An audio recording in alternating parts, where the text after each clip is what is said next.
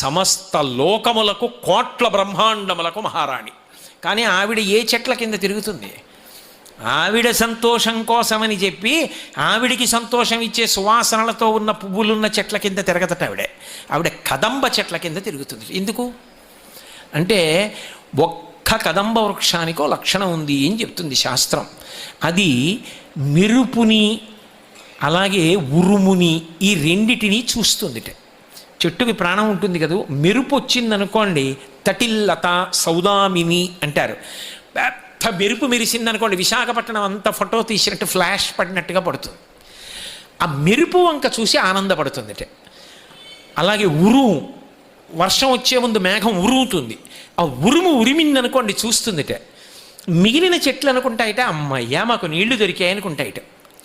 కదంబం అనుకుంటుందిట అమ్మయ్యా లోకంలో ప్రాణులన్నిటికీ